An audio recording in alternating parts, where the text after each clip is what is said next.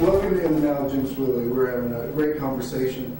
There's a song that came out many, many years before y'all were born by Crosby, Stills, Nash and Young. It was also covered by Jerry Garcia. And it's called Teach Your Children. And it says, teach your children well. And the second verse is, teach your parents well. It talks about how one generation speaks to the other. You know, what we've been talking about in previous episodes is, you know, when I married your mom, and my theology was in a very different place. One reason it never occurred to me when I was younger to come out, because I knew I was gay since before I even knew what the word was. But I thought, the end of the world was going to happen in my young adult life. So I just didn't think about going long term. But as my theology evolved, you know, I began to look at my life differently.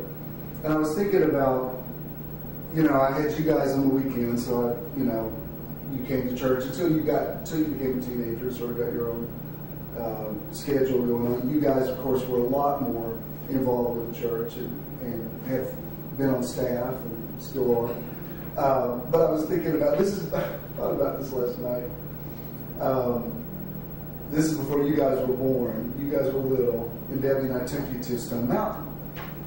So we're driving through, and we pulled over to get out, and we were going to go do something. And as we did, this cute little chipmunk starts bouncing across the road. And so all four of us went, oh, and just as we did, this truck comes and flattens it. I mean, flattens and annihilates it.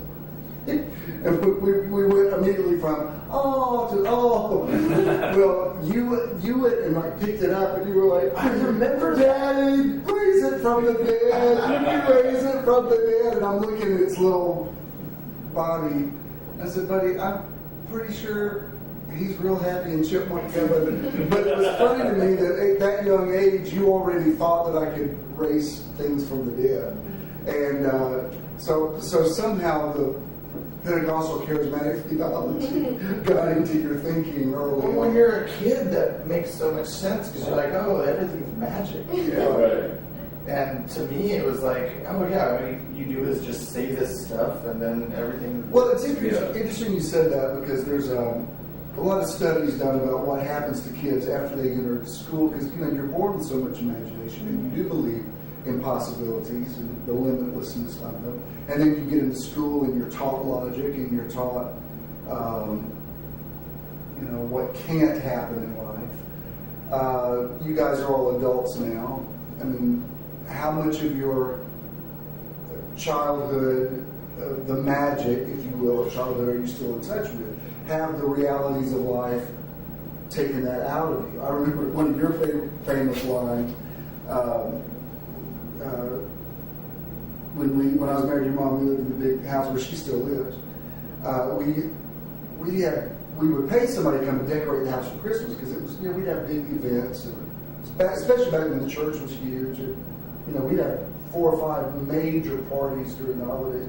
But we would always save the actual Christmas tree for us as a family. And you were a teenager. I don't know how old you are, but one year the guy that we paid to do it, he said, "Do you want me just to go ahead and decorate the tree?"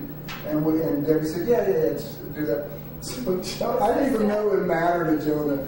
He came home and he said, "Did they decorate the tree already?" And I said, "Yeah, is that okay?" He said, "You guys are just rushing me through my childhood." And that was a couple years before I came out.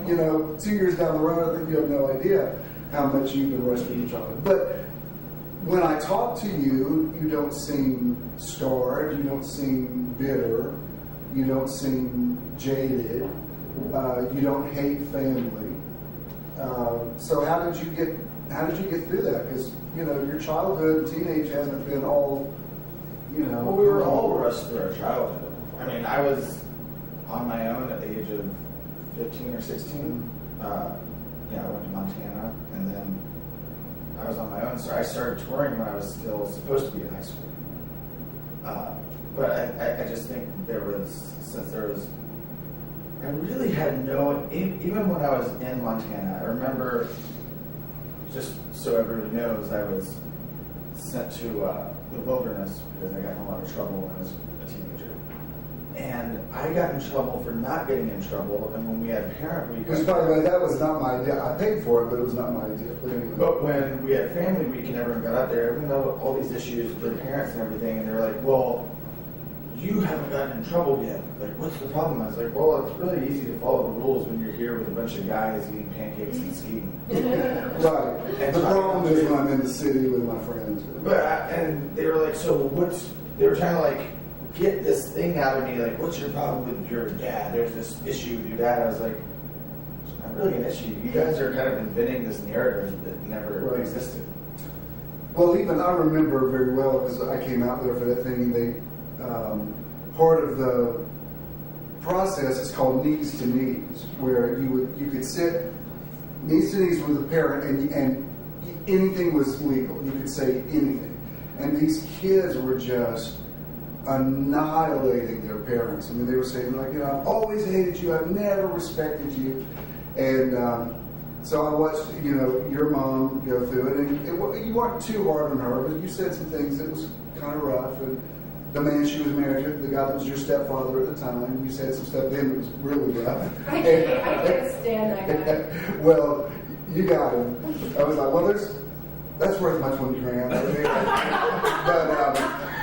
And so then, then it was my turn, and I thought, well, here we go, because I had been told that, I had damaged you somehow.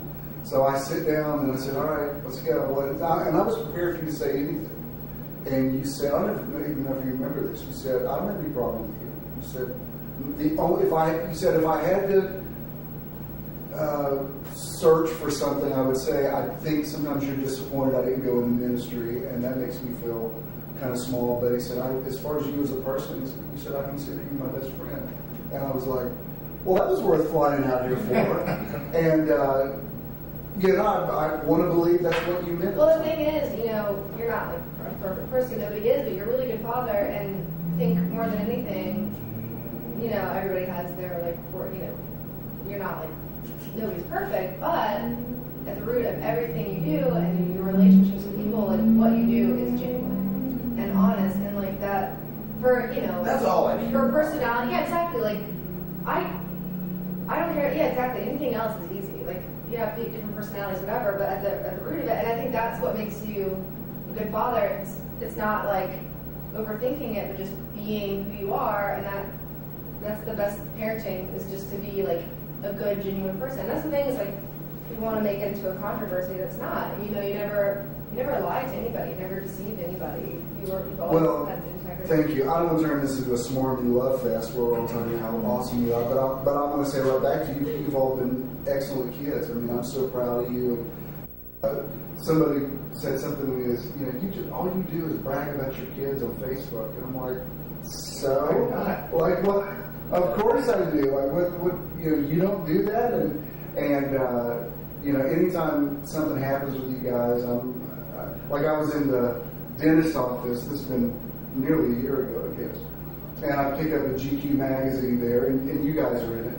And so I'm telling everybody in the office, I'm like, excuse me, this is my son. This is my son right here. And people are like, okay, crazy man. I'm like, no, this is my son in GQ magazine. But I'm totally jazzed about everything that you do. And, hopefully you can attribute some of that to me. I believe you can attribute that to your moms. You can attribute, I don't take God out of the equation. I do, my definition of God has changed, but I still believe in a higher power, and I believe in intelligent design. It's something that we have learned to call God, and we refer to it with a masculine pronoun, call him he or whatever, and that's how he was revealed to us through the Judeo-Christian paradigm.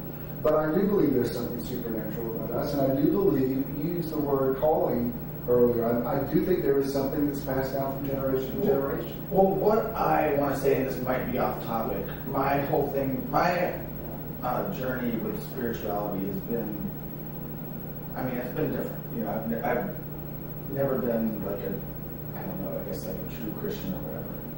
But one thing with atheists that's always really bothered me, especially with in-your-face atheists. It's like, how dare you be so pompous to think that you know how the whole universe I would say the only thing I know is that we like, know. so you're just this guy that's wearing a fedora, and you look at the internet a lot, and you think you know, why don't you just tell us everything, man? Well, that's the thing. That's the thing, though. I think that's just absurd. Absolutists are the most obnoxious things. It's like, whether they believe or don't believe. I don't know anything. That's why the word agnostic is not really a bad word. It's just saying I don't know. The more you find out about God or whatever, the more you realize you don't know anything because it's so big and so mysterious, and that's what I love about it.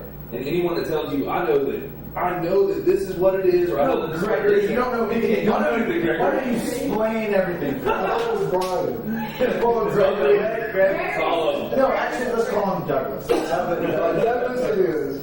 Why don't you just tell us how everything is invented? Why don't you just be the emperor of the planet? Well, the thing is, it's the same problem. I'm really in awe of you because you know everything. It's basically the same thing you know. in a different avenue. There's people that are super religious and think they know everything. Yeah. The thing is, every generation, whether it's medical or scientific, but every generation thinks that they know everything. And then we're going to look back in 20 years and be like, hey, we were drinking instant coffee. Yeah, and it doesn't matter. If I really didn't believe in God, I don't believe in Santa Claus. So if Santa Claus is as real as God and God's as real as Santa Claus, I don't have to wake up every day and go, God, Santa is not real. He's not real. And post it on Facebook, guys. It's I don't care because he's not real. It's not an issue. So I agree with you. But so if he really doesn't exist, why are you trying to? So, but the atheists are, but the super religious people are just as annoying because it's anybody that's so absolute is in my opinion, ignorant. Because you need to be able to say, look, man, this is my experience. I can tell you my opinion. I can tell you I could be wrong about it. I can be totally wrong. I can be totally wrong. I see God as a loving God. I see him. I see it or whatever you want to call it as a God. I don't know that. I haven't been to heaven. I haven't been to hell. I can't tell you what's there, but I can tell you what I believe. I think the reason I was never super averse to religion is because of your stance on it, which is well, it makes sense. If there is an all-powerful God that's in control of the universe, why would he set up this club, treehouse club system?